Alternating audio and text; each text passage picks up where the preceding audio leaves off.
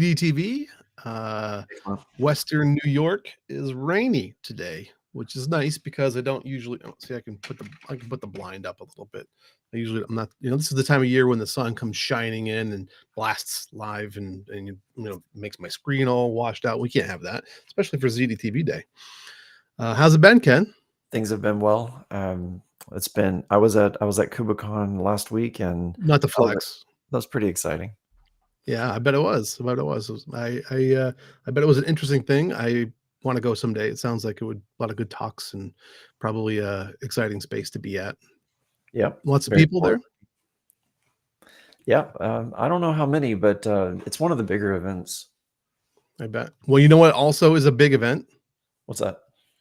Today's Ziti TV. I'm so excited. We have You genuinely are excited, aren't you? I am excited, right?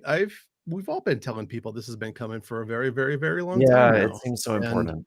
It doesn't seem so important. It's critical. And so here we are with our Ziti TV. Now, I will let everybody know this is not a general availability announcement. All right, let's get that right on the table, right out of the point here. This is just a preview. This is dripping wet. I have never done a thing with HA yet. So if all goes well, we're going to see me fumble and bumble my way through maybe getting it to work.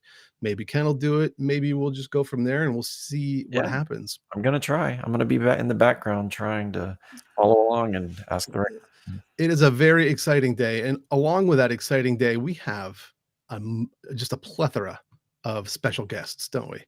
Let's bring them on. Ready? One at a time. We got boom, Andrew Martinez. Hey, Andrew. We got boom, Paul Lorenz. Hey, Paul. And then that's enough. That's all we needed. No. Then we have Eugene Kobikov too. Hello. Hey, all right. So Ken has decided to make it a nice little quadrant for everybody. I'm sure you'll hear the voice of Ken from time to time, but he's allowed us to have 4 screens. And so when I share my screen, maybe Ken will pop back on again. We'll see how it works. All right. It'll be our off-screen conscience. That's right. Yeah. Well, I'll try to be present when so you don't have the disembodied voice disorientation going on. I love it. I think the voice of Ken watching over us is absolutely worth it. And you can just narrate our conversation. Perfect. Did you see the thing that just went around on Twitter where the guy plugged in ChatGPT to a David Attenborough voice synthesizer and it was like narrating his life? Yeah, that was very cool. I definitely saw that too.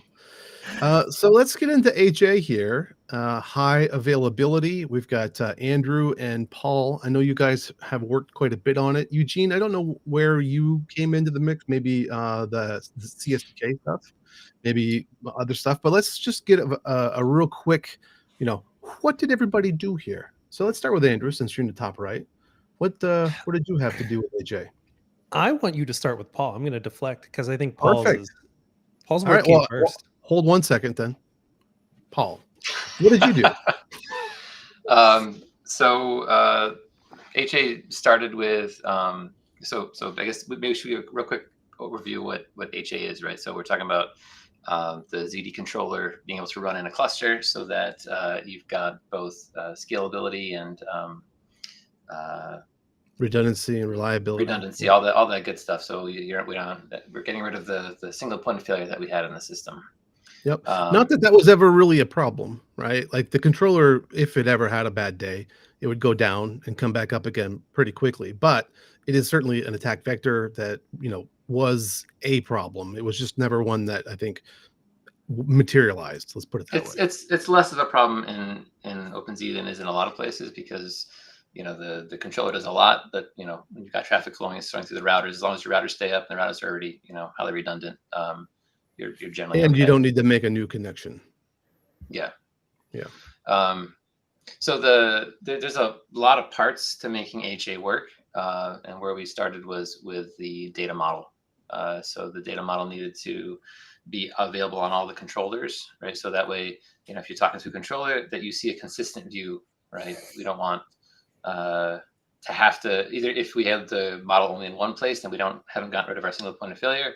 If our data is out of sync in different places, that's also not great. So that was the first thing that I did was getting getting the data model synchronized across all the controllers in the cluster. And then when you the say next data thing, model, that is circuits, or is it is like identities? Or what is it encompass? it's so I mean the data model has a lot of stuff in it, but mostly what we're talking about is the things that define what you can do with the system. So like, what are your services? What are your routers? What are your identities? What are your policies? What are your configs? Right? The things that define what the system can do and who's allowed to do what, and all that kind of stuff. There is other data that isn't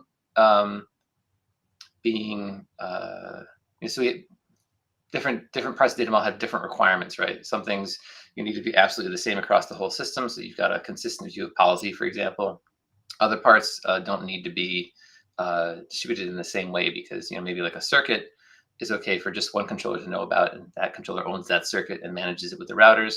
We don't need to propagate that amongst everything. So for the distributed data model part, we're talking about most of the entities in the system, with the exception of circuits, links, because they're distributed in a different way, and sessions and API sessions. So like the runtime data of like what data is flowing across the system isn't distributed in the same way. And also things like events and metrics are handled a little differently, but they also need to be consistent. Now you mentioned API sessions in there. Are API sessions still a thing, or is that something that Andrew talks about?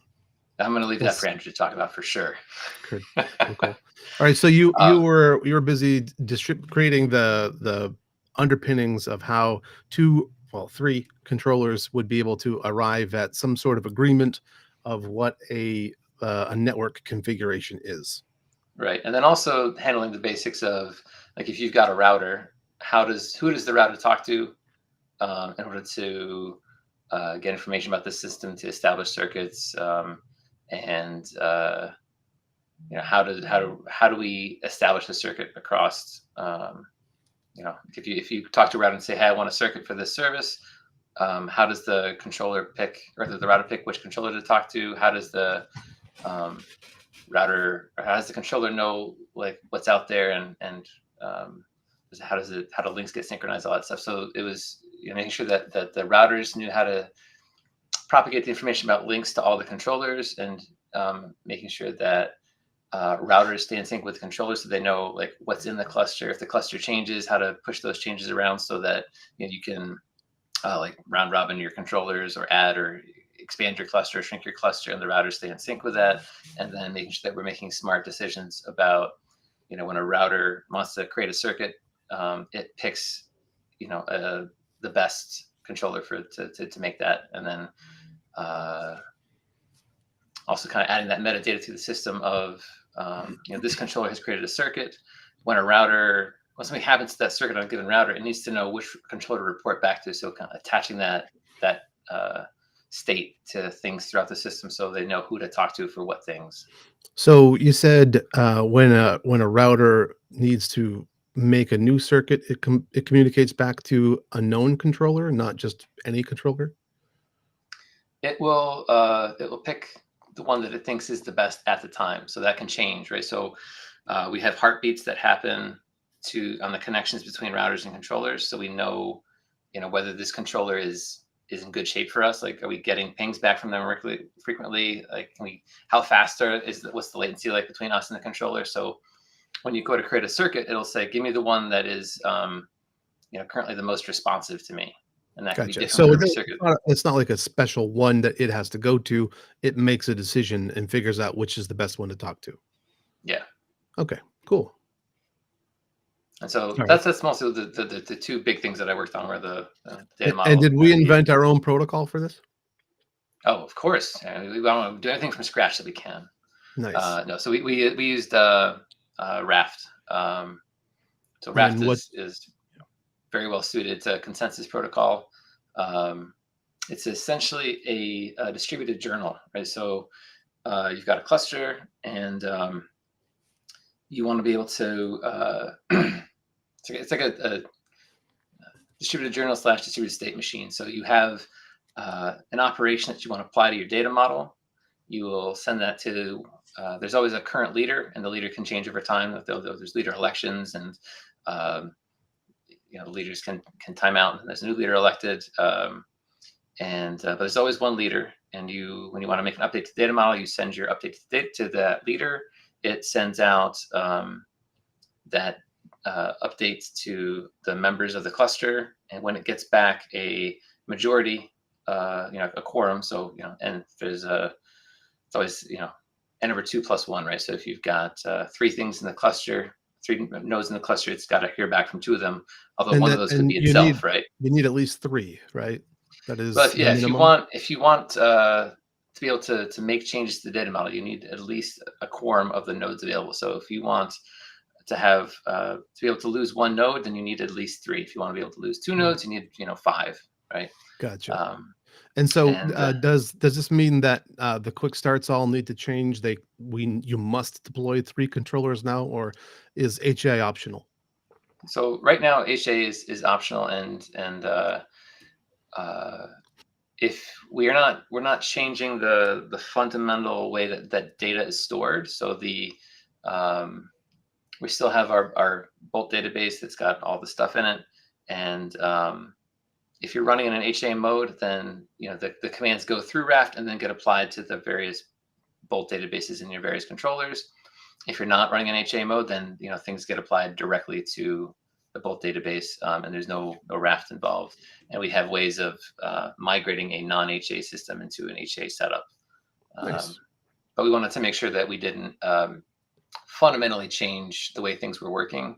So we wanted to keep it so that make it an optional part of the system.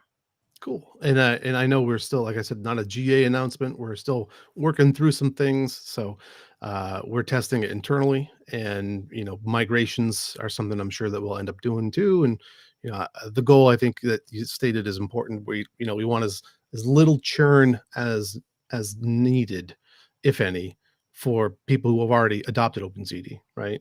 And then if they want to upgrade to HA, it should be, one would hope, relatively seamless and painless experience.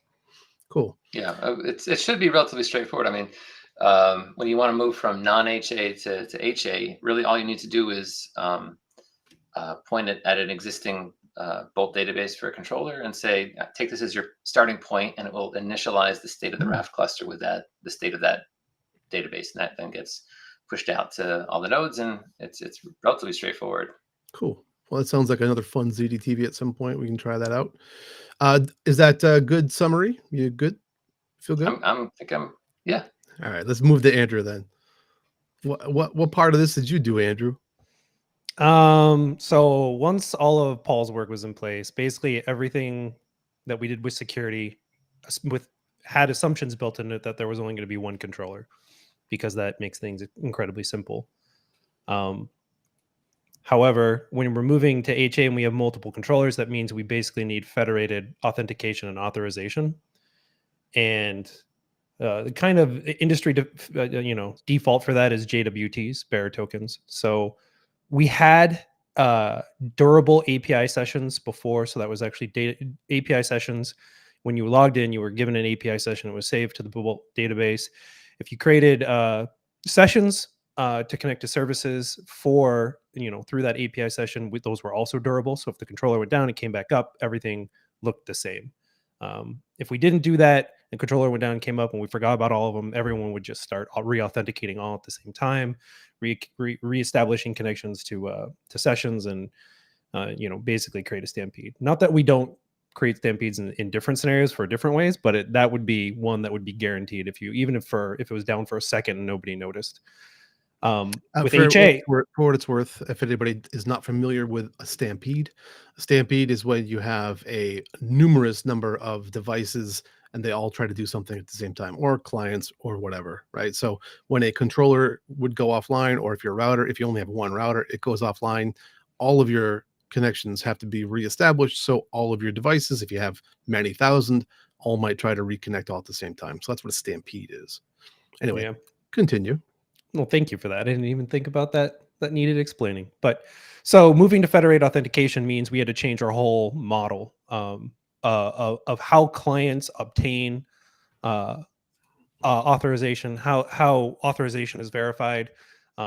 And we adopted OIDC, which is just a subset of OAuth 2.0, which basically brings into the scope.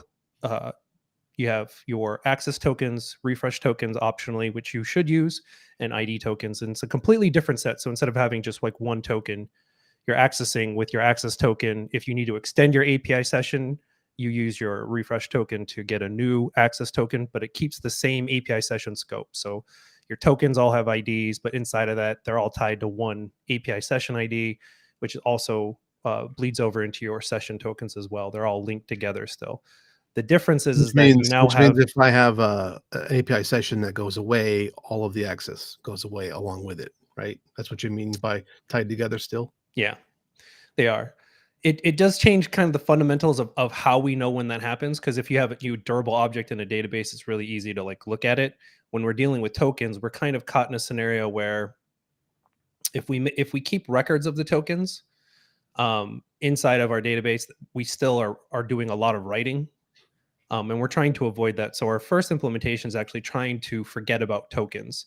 So we issue them, but we're not keeping track of them. We are doing revocation by ID. So we do have durable revocation. So that means if somebody says this token has been compromised, we can revoke it, and that will work. And we're also doing high water revocation, which means that we can say this account was compromised at this point in time, and we shut down access, but all tokens from this point in the past are now invalid.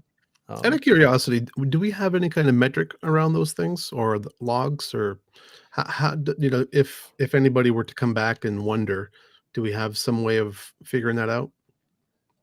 For revocations being issued or revocations happening? Yeah. Doing a revocation is an administrative action. So either a human or some integration is going to be doing it. But they emit the same events as everything else in our system does.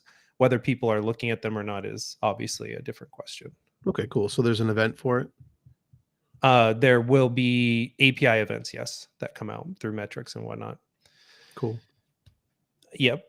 So now that we have, bearer tokens and JWTs flying around, that means the Go SDK had to be updated to handle all of the OIDC flows, how to deal with refreshing, how to submit them.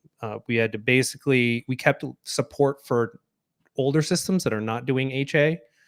So the SDK can actually work with older controllers and newer controllers right now, whether they're HA or not.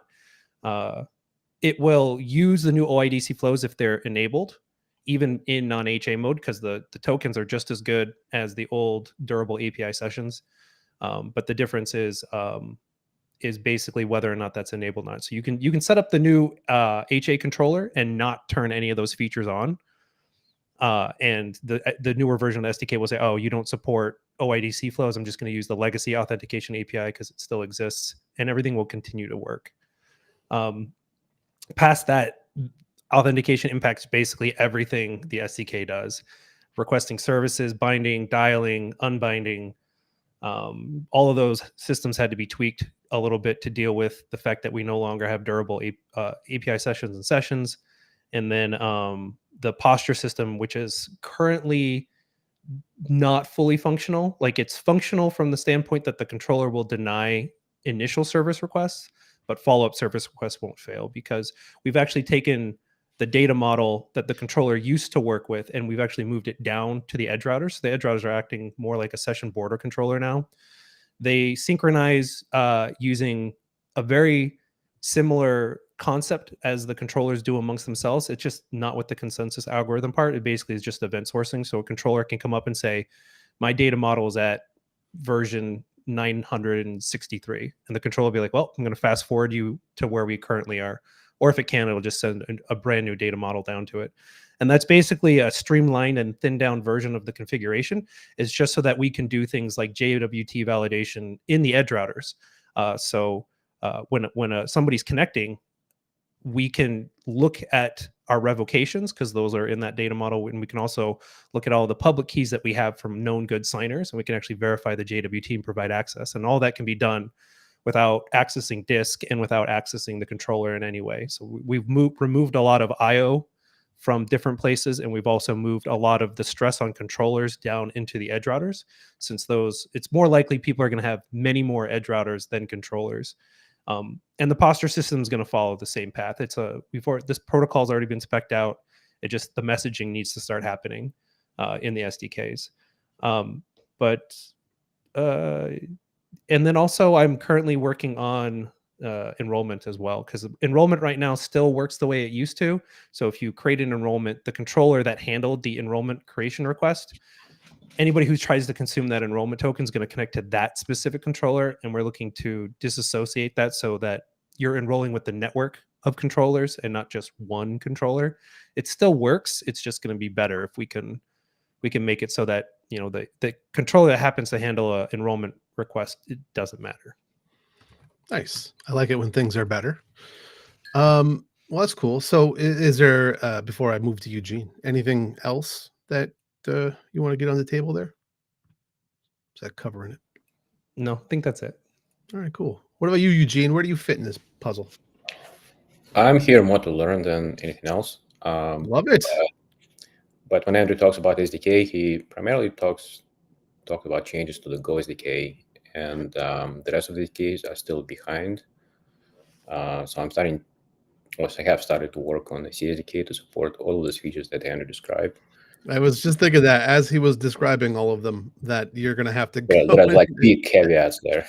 Yeah. Yeah. So I think the goal is to, once we have the either public beta or public alpha available, we should also have some software that can talk to, you know, HA in HA mode, and that's what I'm working on. Cool. Well, this is this is exciting stuff. We have you know, lots of people are interested in this particular feature. Let's just turn it over now into a more informal discussion. What sort of challenges does this present? Is it going to impact anything I see or do?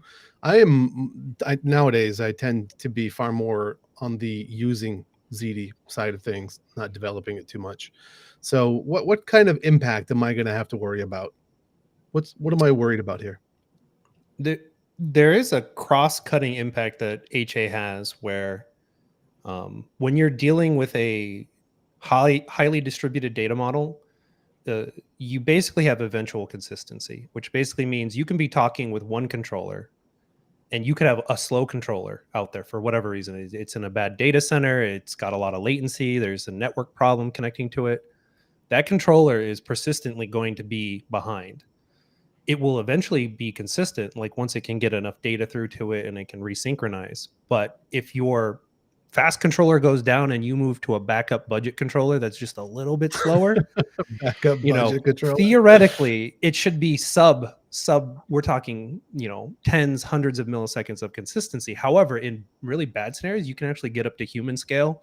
And I've actually seen this at a previous project I worked on, where if somebody just deploys something like at home over a tiny bandwidth connection that's going up and down, maybe because they're in a country that, you know, has poor telecommunication infrastructure, that you can actually on the human scale see them. It's not the worst. You can just sit there and try over and over, but it can be bewildering in an environment, especially if you don't know what controller you're working with. So like if you go take HA and you put, like, say GeoDNS in front of it, and your local controller goes down, and then you're put over to a controller that's bad, you might not know it because it's all being handled under the hood. You don't know what controller you're working with. And it shouldn't be like a widespread issue, but it's one of those things, like the first time it happens to you, you will definitely remember it. And I will say that that's it. One of the things. Go ahead. Am I going ahead? Nope. Okay, I see. One of the things that was a bit of a challenge was that the library we're using to help us with the Raft implementation, it's a Raft library from HashiCorp. You know, shout out to them for providing a great open source library. But one of the things it doesn't do. Did the library change? Did the license change recently? Can we still use it? No, the license on that did not change. Good. Yeah. But one of the things that the library doesn't do for you is take care of forwarding things to the controller, right? So if you want to be able to treat your controllers, be able to talk to any controller and have it act as if it were the leader, or be able to kind of do the forwarding for you and all that stuff, you have to implement that yourself. So we did that, and you rapidly see that problem of I happen to be working with a controller that's not the leader. I've made a change here, and then I want to act on that controller again with the change that I just made, and then the change isn't there yet. So we had to also make sure that to make things easier for users, when you make a change, like say you're adding a service somewhere, the controller that you're talking to will wait for the change to propagate to it before it returns to you, right? So it will forward the change to the controller, and then it will get the result back, and then it will wait for the raft propagation to happen to it before it returns to you, so that you know that your local controller has the change that you just requested. So that kind of thing is, so as a real world example, if anybody has watched or tried the appetizer that I made for All Things Open, the appetizer will actually go out and create a service and create a config and create identities and do all that sort of stuff. And it does it all at the beginning, where it says create a service, or create a config, create a service, create a policy, right? 5 different operations. So what you're saying there, Paul, is if I start up my appetizer server locally, each of those used to be quote unquote fast because it was just as long as it took to go to that controller and back. And now it might run into what Andrew was talking about with slow controllers, right? So if I have slow controllers, it'll take longer for that whole operation to complete. Is that the idea?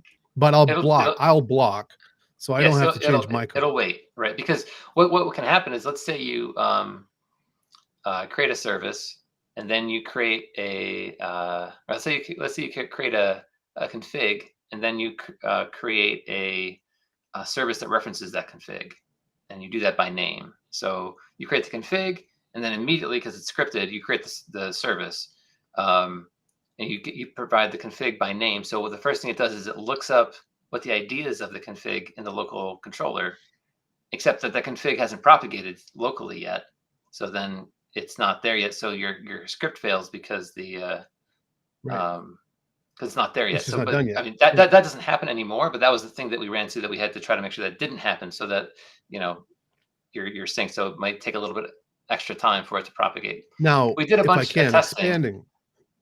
If I can't expand on this, I don't know if there's latency on my end or not, but I'm getting a little latency. To expand on this, if I had 3 controllers distributed across the world and I put them behind GeoDNS, presumably it continues to work, but what if it flaps at all? What if I end up sending a request to one controller, and then my API goes to another controller, and then my API goes to the next controller? What happens there? Is that something I, as the consumer, need to be aware of? That can potentially break, right? If you're going between 2 different ones, right? Any change that you make will definitely be in the leader, and it will definitely be in whichever controller you're talking to, if it happens not to be the leader.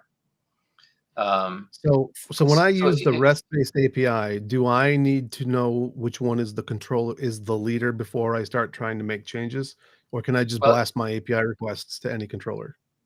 It depends upon if those changes are dependent on each other. Let's say they are. So let's say if you're just doing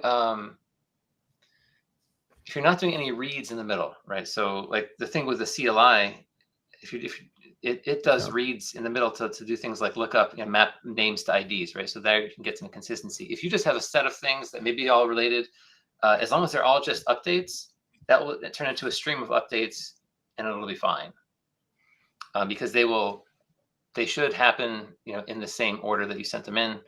Doesn't matter if you're going different ones, because each one you'll know that each one has finished before the next one goes in, right? Yeah, as long as I send back to the same controller, I'm sure this would be fine. But I'm just wondering if I were to, I mean, naively, I would put my API behind a load balancer, right? Like that is something I could see people doing. And if that load balancer isn't sticky with its sessions, I could see that being a potential problem where I send in API requests through a load balancer. They each end up at a different controller behind it, and then I would have a problem and be hard to understand why or where or how. Yeah, I still think that should work fine, right? Because you know, if you send a command in to one controller, by the time you get it back, it will have been applied at the leader. If you then send a command in through a different controller, the command has already been applied at the leader, so you're going to get things in the correct order. The only way you can run into trouble there is if you're like bouncing between two controllers and you do like a write here and then a read here and then try to do a write. You know, that might, if you're interleaving reads and writes, there's a small potential for out of sync views. These are like whenever you have a distributed system like this where you're trying to synchronize a data model, you have this problem. That said, they're usually edge cases, and there's usually, if you've written code and you start seeing these issues, it's unfortunately one of those things that you have to realize you're dealing with a distributed system, and you got to put retries in essentially for consistency reasons. And that really only happens if you're using if you're doing something like GeoDNS where you don't know who you're connecting to. HA can run in the alpha, at least it runs using unique domain names, so you are always talking to the same controller right now. If you, in the future, once I finish my enrollment work and you're using GeoDNS, that's where you can get into situations where you may switch between controllers. However, in GeoDNS, it usually doesn't happen that quickly. It's usually something you notice, and it takes a bit of time to apply, but that depends on details for DNS. Yeah, I think bottom line is in a distributed system, there's always some extra room for things to go wrong because of things getting out of sync. But I think we've done as much as you can do to try to make sure that doesn't bite people. Yeah, and also when I'm running nodes locally through different, like say sharded VMs or in containers, I don't see it. It's that the systems are running too fast and they're so close together that it doesn't make a difference. So if you take all your controllers and you don't really care about geo distribution of your controllers, because management is something that's supposed to happen infrequently. It's not the biggest concern that you have. So like when we're talking about these data model consistencies, this is only when you're configuring identities, only when you're configuring policies. And there's a point in every network you get to where that drops off, and that's not your day-to-day activity. Your day-to-day activity is authentication, which does not deal with any of these issues because we're using federated authentication. So basically, if you get your authentication response, you're good to go. And once you move past that, it's only the only eventual consistency from like an endpoints perspective is the router I'm talking to up to date with the data model, which is, it doesn't have the same consistency problems. They're there, but the router has only one view of what does the leader say is true, because it only cares about committed data model. So once you get down to edge routers, it makes no difference. To be fair, I think we are projecting a tiny bit with that. We don't know how people will programmatically use a network.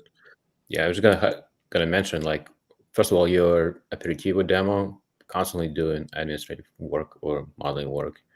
Xerox also does modeling work all the time. Basically, anytime you create a share, it does create those services and configurations on the fly. So I think we have to be aware of that. It's possible. Yeah.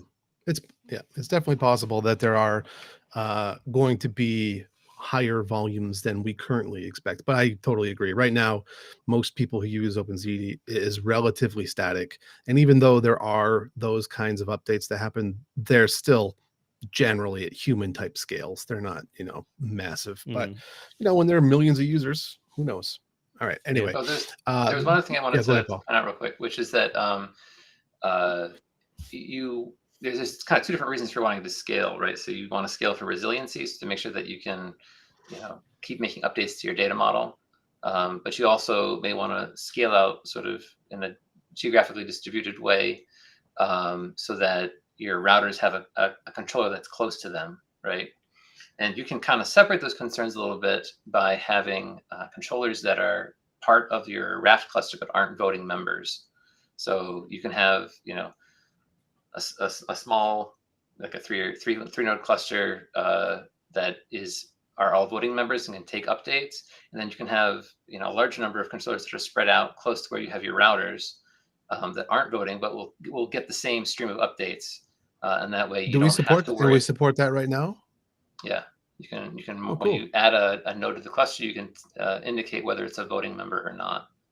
Yeah. Can you add? Can you have one controller that is basically the master and the consensus leader, and two other that are non-voting? Do we support that or no? I mean, you can have. So yeah, I mean, you could have just a single node that takes updates, and then you will still be able to. You won't be able to, if that node goes down, you won't be able to make updates to your system anymore. But you will still be able to establish new circuits, right? So you'll still be able. That's killer, though. That's yeah. So there is actually, like, you know, usually you say in a Raft cluster, you don't want to have, you know, an even number of nodes. You don't want a 2-node cluster because you don't get any benefit from that. But in Ziti, you actually kind of do get some benefit from a 2-node cluster, because even if one of them goes down, you still can't make updates, but you can still make circuits. So, you know, it's so you're permitted to have two. Sorry, Andrew, we keep talking over each other there. You can actually have two, and they just both have to agree then. Yeah, exactly. They have to be interesting. That's cool. I thought you had to have an odd number. Well, one is odd. The oddness comes from voting members. Yeah. So I didn't realize you could optionally have two. It just means that you have to have, you know. The thing is, though, you have to be able to get a. Go ahead. To get from 1 to 3, you have to go through 2. Generally speaking, that's generally true, speaking, Paul. yeah. Yes. Yep. Right, so if we didn't allow 2, that would complicate the system in ways that would make it more fragile, probably, right? Well, do we want to give it a go? Should we try? Can you know? I've never tried this yet. I'm very excited to try it. I think it would be cool to do here on Ziti TV, and then it'll probably make more questions, because I don't even know what kind of configs we can. You know, I haven't looked at any of this, so I think it'll be. Is there anything else? Can you run 3 different quick starts that join into the cluster? Yeah, that's. I mean, that's going to be the question. How do we do this? Let's go ahead and do it then. So I'm going to bring this on the screen. I'll put us like that. I've got, let's see, what's the best presentation? Let's go with this mode. We'll go with that mode. All right. And I'll make these a little bit bigger okay, cool. So I got 2 windows. When I first brought this window up, Andrew looked at me and laughed and said, oh, you sweet summer child, you're going to need so many more windows than 2. So, Andrew, how many windows are you looking for? It depends on how you are going to run things. It looks like you're in you're in WSL, but you're on Windows. So, I mean, you can screen things, but you're going to need, you know, if you're going to run the developer configurations, which is, you know, where you don't have to configure it from scratch, it will start 3 controllers. So you will need 3. I got 3 windows. That's easy. Okay. So there's 3 windows for you. I've already pre-built Ziti. It should be in my build directory here. I built it just before. So let's see, get status. I'll type status. You can see I'm on the V032 Alpha 1 tag. It is not a branch, it is a tag. I built that. So can I just start a quick start? Or do I have to I'll hand this over to Paul, because this goes into his dev setup that he wrote. So yeah, I mean, I think the easiest thing would be to start with the dev setup for sure. Okay, where's the dev setup? It's under doc HA. Okay. So this has got you know, an overview and some guidance on how to set up a developer system. Do you want the first time user's experience? Do you want me to go open the README, or do you want to just guide me? What do you think? It's up to you. I mean, I think either one is useful. All right. Well, let's pretend that I'm one of our users then, and I'll actually, where am I? I will actually bring up the README, and we'll go from the README. Let me see if I can do that without desyncing my audio again, which was so annoying. That's why I had to dip and come back again. Let's see. I'm gonna have to share my screen. Boy, this is gonna be a mess. I'm gonna just add my whole entire screen because that's what I got to do. Entire screen. We should also take a And look at put one of this those one, config files too share. at some point after we, because we can go through the Bring config this on file the too. screen, and then we'll bring it Yeah, back I think we over could probably here. start Right with up here. looking at the config, right? It's, All right. So Golang. That's the you're in wrong the one. Golang SDK. Yeah, you want to Nope. be in. Yep. Where am I? I want to be here. And so overview. Brief overview. Operational system of record. And a controller is not configured. Both database. HA will have a controller. HA will have this. Location of all three is controlled by Raft. Okay. One HA starts up. It'll do a thing. Bunch of words. I don't read words. Bootstrapping cluster, initialization cluster. Setup could be configured. Config example. 3, 5, or 7. Lots of words. Lots more words. All right. So at this point, the dev at this setup point, instead of the overview. I'm going to go back because I'm like, this is not what I want. So this is probably what I want. Let's go into dev setup. Set up a local 3. In fact, actually, maybe the overview should tell me this immediately, right? Hey, go there first. All right. So let's see. HA works in progress. Set up a local 3 node cluster. Do the following. Perfect. Create a self-signed authority. I can copy. You know what I got to do? There's is I got also to a script copy. that does this for you. There's a There is. PKI SH that creates the PKI for you. It'll do all those steps. Well, that would be a really nice thing to see right at the top of this page, wouldn't it? So you said I can just I can run create PKI, is what you're saying? Yeah. Let's do it.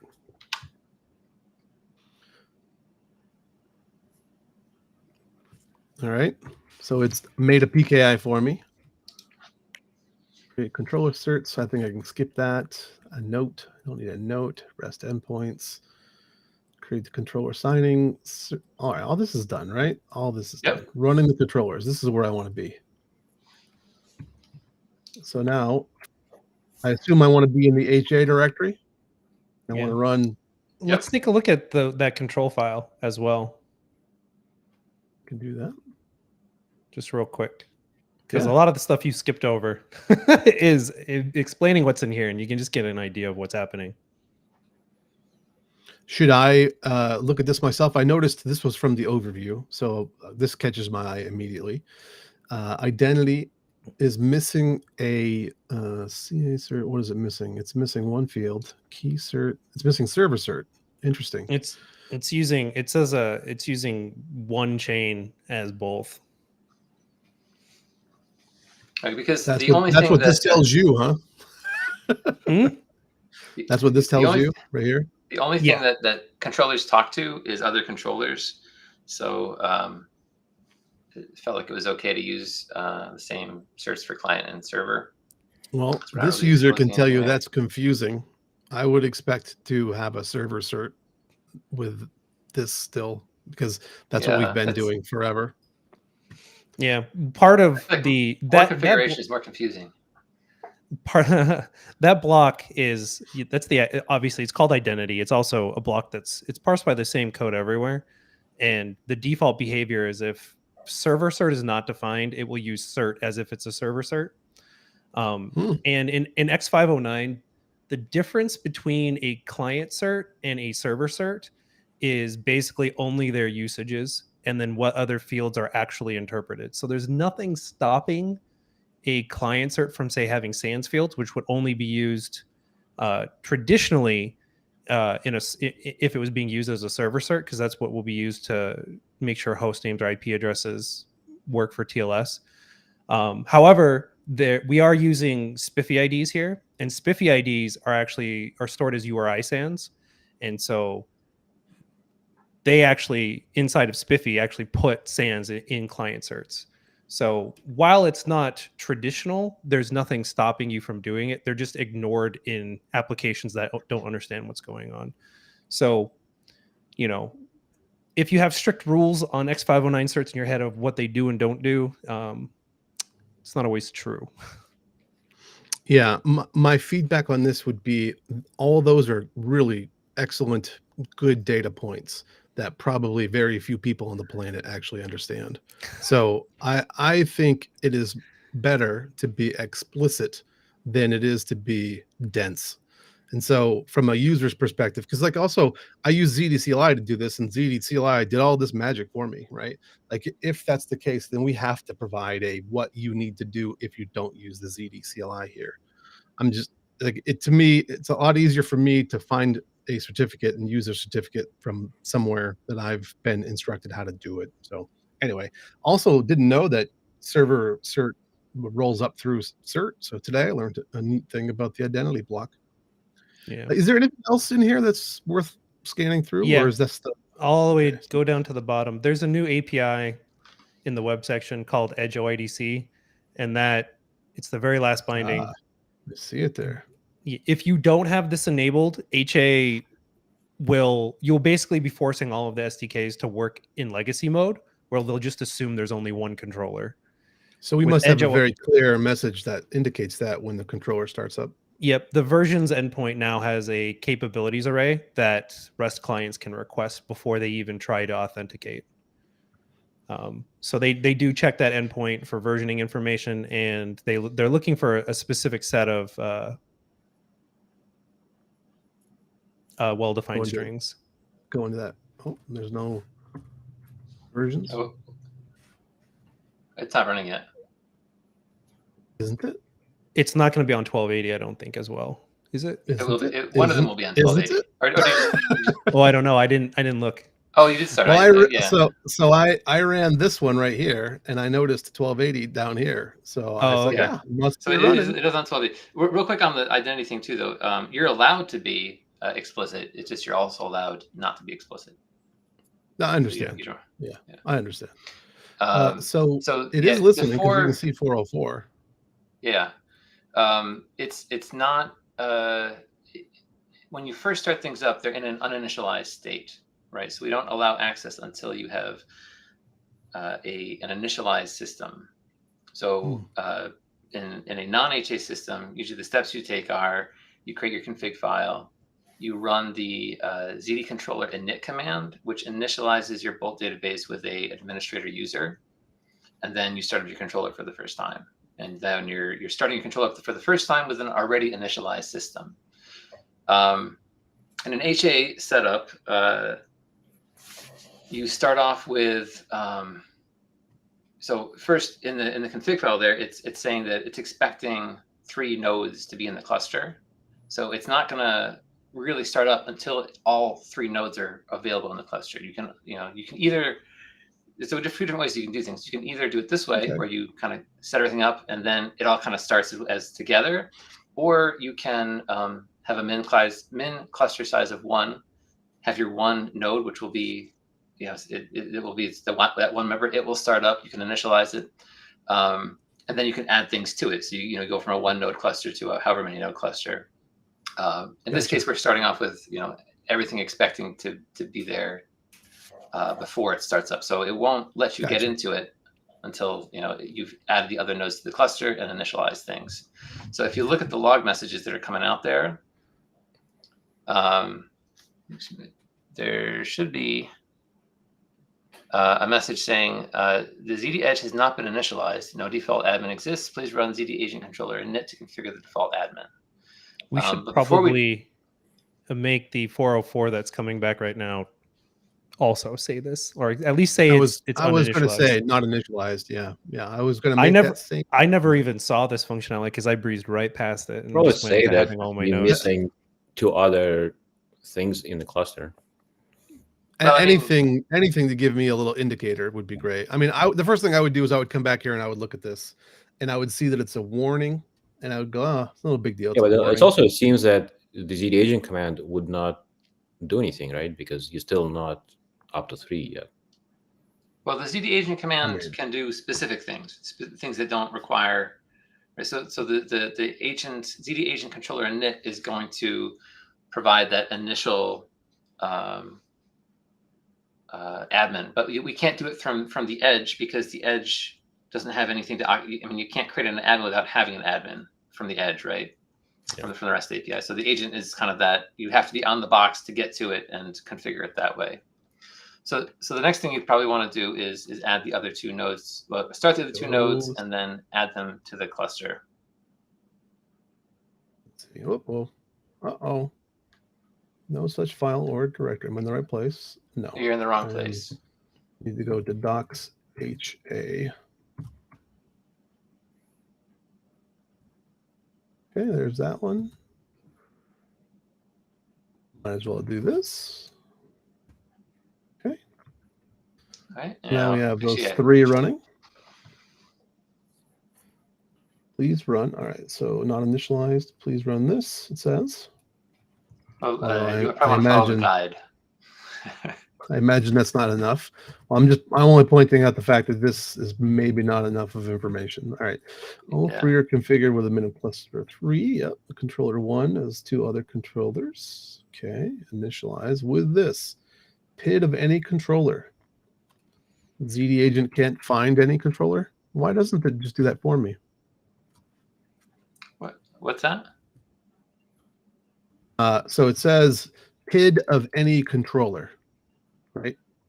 Why doesn't it just go and find one of these for me? Well, the agent wants you to be specific about who you're talking to. I mean, I guess for this particular command, it could look for controller nodes. I'm at the same spot, and it doesn't like me giving it the PID. It's giving me an error message. It's not the right PID, Clint. You pick the parent PID, I think.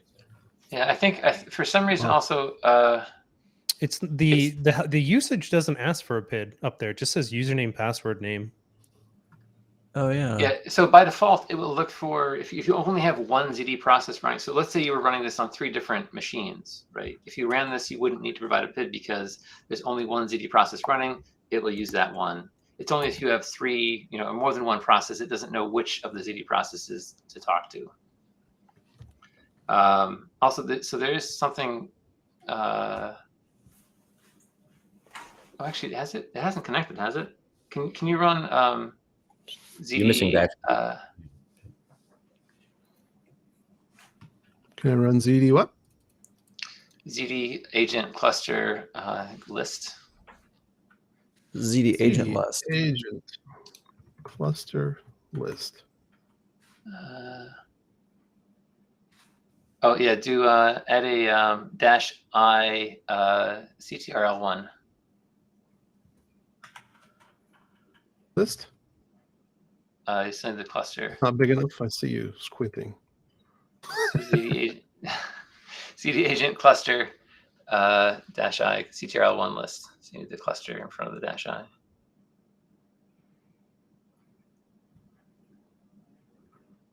Okay, yeah. So they haven't found each other, so maybe we can add them manually before we move on to the next step. So if you do Ziti agent cluster -I CTRL1 add, replace that with add, and then do TLS :localhost 6363.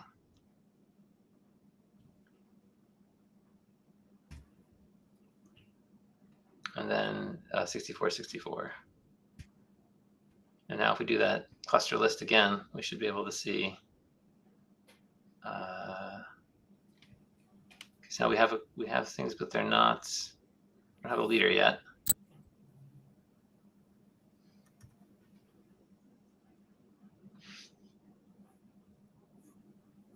Something about aborted election. How often do elections take place? Look at that. Hey. Let's see if this one did. Nope. One is still running. Let's index out of range. Let's copy that and put that in a notepad to send to Paul. All right, we'll do that later. We'll see what happens here. If I run controller 2, will it keep running? Okay, we got some chatter going on up there. And okay, so the second one is not connected to the cluster. Okay, now they're all in the cluster. Now we have a leader. Okay. And all of this now works in Windows, by the way, because I tested all of this HA stuff in Windows, and it used to, it worked in Linux, but it works in Windows as well. Nice. So now, now we can run the ZD agent controller init.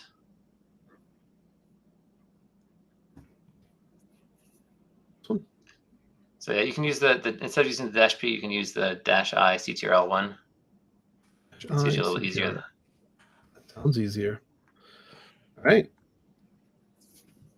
And I guess you should be able to do Edge login.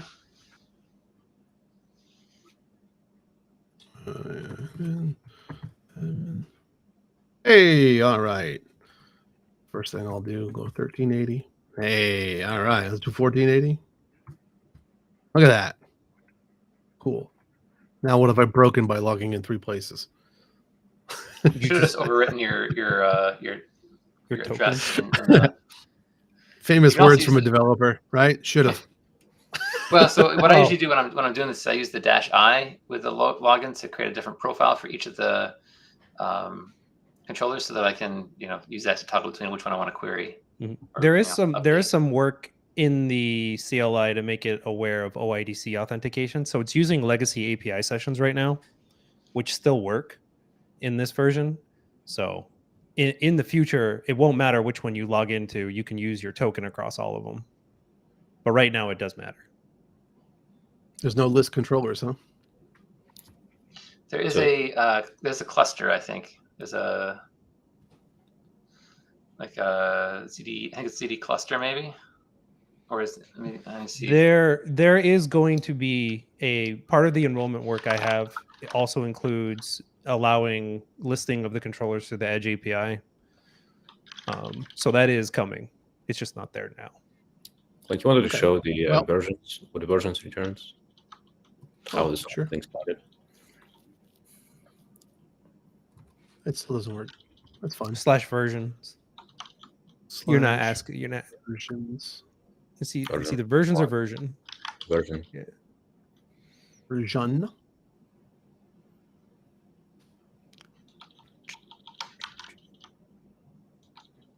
You want me to put like Edge v1 and all that stuff in there?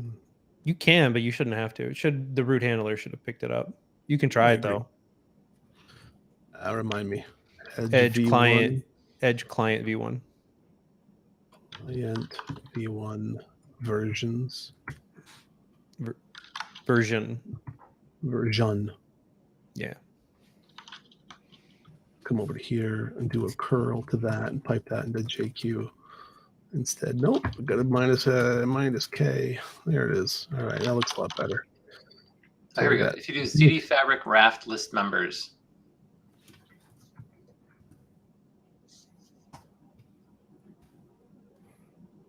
All right. Easy to remember. All right. Well, you'll have your Edge list controllers soon. So love it. It'll be there. All right. So this is showing me each of my APIs, right? Yeah. OIDC is not listed. Oh, that's an issue. There you go. Finding your bugs. All right. Finding my bugs. But the last thing is what's important. Go down. But last thing Edge and Edge client are the same, Andrew? I'm sorry, what? Edge and Edge client are the same. Edge is the legacy name before we split out into Edge client and Edge management. So it currently means the same thing as client because the hardest thing to update is our SDKs and applications we didn't develop. So those will most likely never access the management API. But we had to choose one that it pointed to when we split the APIs because they're not the same anymore. Okay. We could have made the choice the other way. We would just hit more things. These capabilities, Andrew, what you wanted to point out, I assume? Yeah. there's two things. This tells us that we're running in HA mode, and then also at OIDC auth is enabled. So they signify two different things, because you can enable OIDC auth and not be running HA. Cool. Out of curiosity, is this any kind of attack vector? If people know there's a exploitable thing there, I don't know, maybe.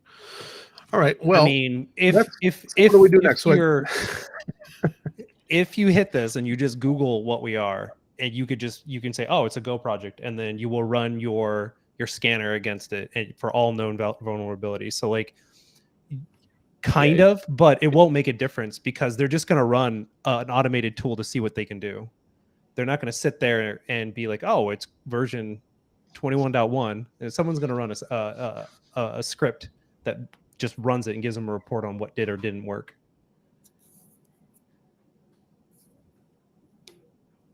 Okay, let's see. So I find it entertaining that I did the next things just inherent. Oh, I didn't minus I them. Oh, that's what you were saying, Paul, about you do minus I's. Yeah. I generally do not do that. I'm trying to now go to Ziti. Ken says he's stuck on initialization. Well, come on, Ken. Come online. You can talk. All right. Well, when I say init, like you did with the PID, then I get cannot get peer for empty address. What if you try it with the -I instead of the -P, or the -I CTRL1 or CTRL2, whichever one. All right. So the value of -I should be the name of the instance, right? It's like CTRL1. Yep. And I can get that by saying cluster list, Ziti agent cluster list. You can do it. You can do Ziti agent list, and it will show you all the processes that it knows about, and their what type they are and what their ID is. Okay.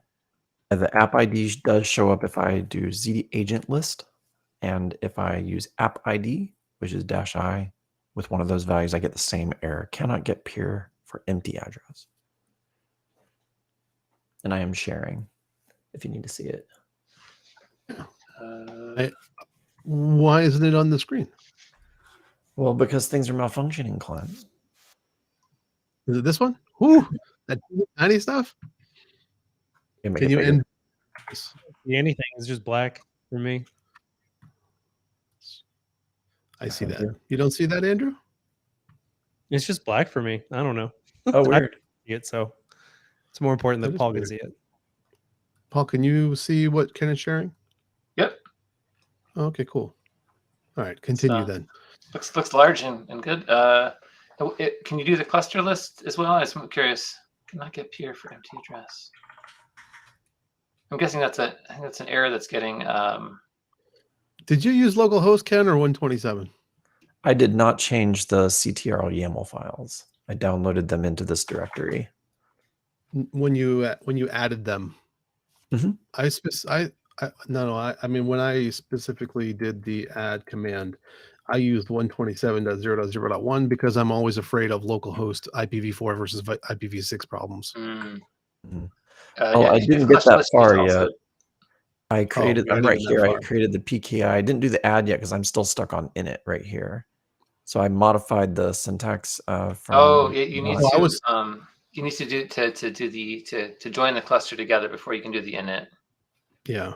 For whatever reason, I gotta see why the it's so if you specify Bootstrap members in your config file, it's supposed to add those. There might be a problem there where if it depends on the order in which you do it, right? If you bring up the one with the members in it first, and then you start the other two, it should still work. I gotta look into that, but try. I think what it's trying to do is it's expecting the cluster to be there, and it's not. And well, I had this problem too, right? Like you made me run the Ziti agent cluster, man. Yeah, you got to run the Ken, you got to run Ziti agent cluster add -I CTRL1 TLS : localhost 6363. Okay, so that I'll let you dictate it to me because I didn't find a way to copy paste that. I will send it to you in the old private chat there, Ken. There you go. Okay. Cool. All right, cool. And then you'll run that again for each of the clusters. So that'll do cluster 3, and then you'll do 6363 for cluster 1. At that point, you can then run the init. So the port number, this is the port number from the CTRL listener. Yep. So you're basically adding the adding controllers 2 and 3 to controller 1, and then it will join up.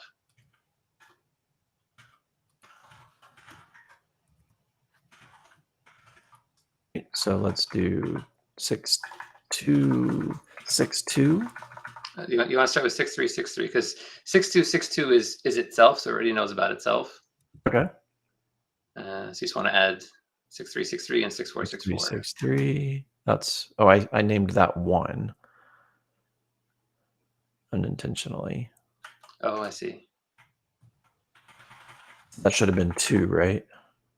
No, you want. So this is which one the -I is which one you're talking to. So you're talking to controller 1 and telling it to add controller 2, and then you're gonna tell it to add controller 3 as well. All right. The running number 2 exited when I did that. Should we check that out or keep going?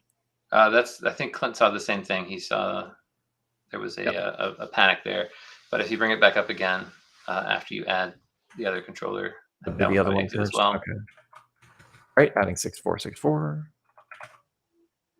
I have no idea how I never ran into any of these problems. You probably read instructions. No, I never had any of these problems. 3 exited as well. Yeah, they both exited for me too. I just started them back up again, okay. And then they'll come online and things will be fine. Right, that looks like something I broke. I was gonna say, that could be the reason, right? It is. That's why you never saw the problem. You broke it. I did because I saw the file that the stack trace was pointing to. It said instant sync, and I definitely updated that. So send that stack trace to me. All right. Andrew's always marching forward. He doesn't see the trail of destruction he leaves behind him. Apparently not. I'm the same way. Don't worry. We know, Paul. I know. Yeah. All right. Cool. All right. Those seem to be up now. Yeah. Let's see. These agents, and then you should be able to initialize, and then you should be able to log in. Still can't do a cluster list. Too many processes. Yeah, it's you have to tell which controller you want to ask about the cluster list. So and again, add the -I CTRL1. CD agent cluster -I CTRL1 list. Yeah. Yeah. Also, if you look into why the version is showing up as NA, that should be.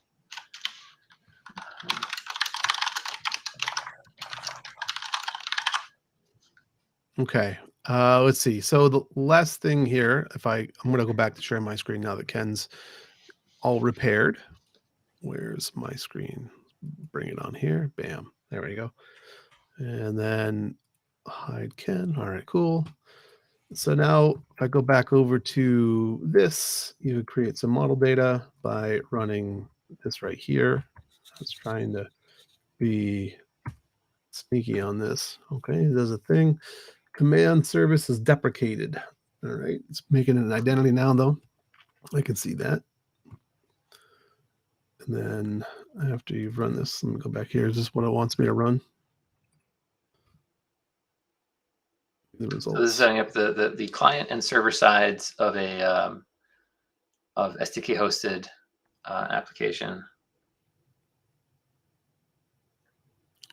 Is that what has already happened, or so when you run the client, it's configuring the client side, and when you run the other one, it's going to configure the server side, and then you can. I think when you run the server side one, it'll tell you how to run both the client and server. Oh, you also this doesn't. You don't have a router up and running, so that's gonna. No, we don't. So we probably want to bring up a router first. I'm just still stuck on this. Does this run a single? Like I should have 2 things that need to run, right? This is because you're so with this is the echo demo, right? And the goal of the echo demo is to demonstrate many different ways of hosting a service. So it's got one thing that you run to set up the client side, and then it's got a whole bunch of different ways to set up the server side. And so the when you're on the client side, it doesn't know which of the server sides you're going to pick. So it shows you how to run the client. If you run the single SDK hosted part of it, it will tell you, I think, how to run both the client and server, because it knows that it's this server mechanism. My real comment is, does it tell me this somewhere in through here? Like, as it was, I just followed the instructions that said, now you can create some data and do this thing. I did the thing, and when it's done doing the thing, it just gives me one command to run. Yes, but you haven't run the second thing it tells you to run. No, I haven't, because I didn't know I needed to. That's what I was wondering, if I needed to run them both. All right. So, and can I run that anywhere? Like, do I have to run that here? It's gonna generate an identity file, so you kind of want to know where that identity file is. I guess that's the only thing. It just uses the locally logged in Ziti session, I assume. Yeah. To do this, I see. So I can just. Yeah, and if you're not logged in, it will ask you to log in, or it'll help you. It'll assist you in logging in. Right. So you're saying if I go here and I run this, it'll do a thing, and then it'll tell me two commands. So CD demo zcat must be this one. Yeah. All right. So I can start the server. Yeah, it's not going to work though, because you don't have a router. Right. You already told me that. See. All right. Good. So let's make a router up here. That is something that we need to add to the quick start. Probably or to the HA demo is a router bit. Like when I put this together, the router bits weren't working yet. So this is focusing just on getting the controller and the model up and running in a demonstrable way. Is it create edge router or is it create router? Edge router or ER. And do I have to give it anything other than a name? I don't think so. I don't think so either. All right, so there's my identity. That's my JWT. So now I can do Ziti config create, I think. Create config. And then I'm going to make a router. Can I use this? Will this work? Do you know? And we'll make an edge router, and we'll give it a name. I don't need it to be private. I haven't used the create config stuff yet, but I'm pretty excited about it. Okay. And then we'll send this out to Bob. Actually, just to Bob YAML. Okay. So then I could do a ZD edge and roll. Actually, let's look at Bob YAML.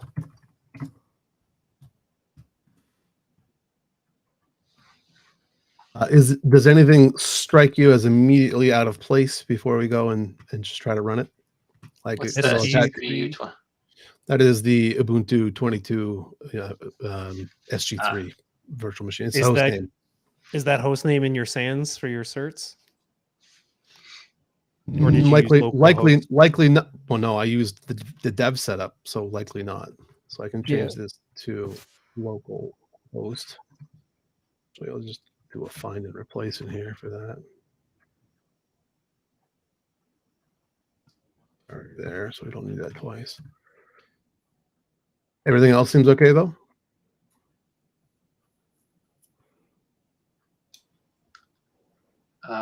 Was there anything that we needed to add to the router config, Andrew? Was there? I think there was something, but then you made it optional, right? You made it. No, that's all controller stuff. There's nothing in the. I don't think there was anything in the. I'm drawing like a blank. Directory. If there was for no, where it saves its database. It'll just choose. It'll basically name it after the config file if you don't give it to it. Cool. So it'll create. You'll see a Bob gzip file appear 30 seconds in the future. Right. Is the YAML file, and then JWT is the JWT. ZD edge list ERs. ZD router run bob.yaml. ZD edge list ERs. We got one online Online false. No. Exited. Exited. Didn't make tunneler mode. Damn it. I do this all the time. Ziti Edge, delete, ER, Bob. Well, you can switch it. Oh. I just delete it because I just made it. I can just go back and make a new. Yeah, but I mean, you can change it, right? You can turn tunneler mode on and off, both in the model and in the config file. So you don't need to. You don't need to do that, man. Good to know. It's like when you have a hammer, everything's a nail. Yeah. So let's go ahead and enroll this guy again. Where's my enroll command? Enroll. And then run. Yay. Doesn't seem like it's blown up yet. What are your policies for SERPs? CDH list SERPs. Okay. All right. Just making sure. So now, if I run this, should work. Token is unverifiable, but it seems like it's working. It's a fun identity or info error. That's not an error. Terminator create failed. All right. I mean, I think this was a good Ziti TV.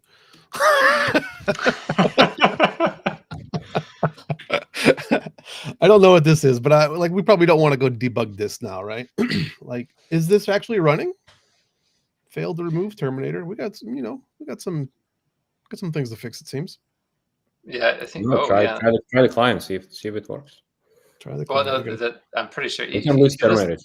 List Terminators first. I'm gonna guess it's Oh, same thing on both sides. Mm-hmm. Invalid kid. Yeah.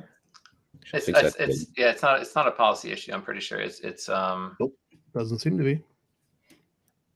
It's something in the Can you close like the lower right pane? What command did you use to run that? Just out of curiosity. This over here? Yeah. This is the server. Yeah, I know, but Ziti demo echo server. I don't know what version of the SDK that's going to use. I assume it will link with the one that's in. No, there's no work file, so I did not set up a Go. A Go work. Well, Can you go to where you have Ziti checked out and just cat go.mod grep SDK Golang? Yeah, it's at a that's not right. I don't think I didn't set up a Go tag. I think it might be. Hold on, let me check to see what I have over here. It was supposed to be 21.0 alpha 1. Yeah. Yeah, I'm not sure that Go lets you use. It does. Okay. A tag and branches are under the hood the same thing. Yeah. I never ran these demo servers. I ran my own stuff that was easier to debug. Do we want me to go mod go get or something? 15.202. No, that looks right. I don't know why it's not working though. An invalid kid basically means that the JWT that was presented couldn't be verified because it was signed by someone that is currently unknown. And there's only 3 controllers, so there's only 3 options. So I'm not sure why that happened. Fun fact, running it twice seemed to have worked. Interesting. Let's see, let's list Terminators. Sync issue? Now there's a Terminator. Maybe. Let's run our echo. All right. That's a good Ziti TV. 50% success rate. Hang on while I kill a couple controllers and see what happens. Uh-oh. Unable to dial. Okay. I'll kill this. Unable to get current Ziti identity from controller. What does that mean? I see failed to make vote request. I killed 2 of them. Yeah. When you lose enough consensus, the leader sits there and spins with those messages. I noticed that. Looks like you lost some people. Yeah. Because it's going to sit there and try to continue to hold an election, right? That's what's going on. Yeah, but that shouldn't prevent other things from functioning.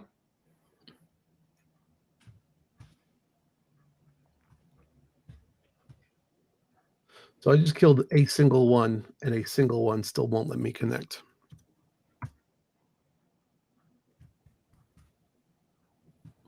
We will have to try it, and we'll have to debug this one. I don't know.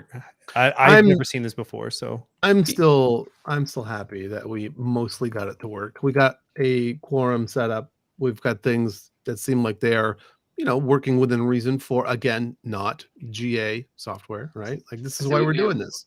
We've established the alphaness. we've proven it. That's right. Well, that was a successful and very long Ziti TV. I didn't realize it was already 12:20 here in the East Coast. I'm just happy we got some issues out of it. That's awesome, man. Yeah, that was the so goal. interesting to watch you not read instructions and try and do stuff though. It's funny because I very much on purpose skipped reading all. I figure you did.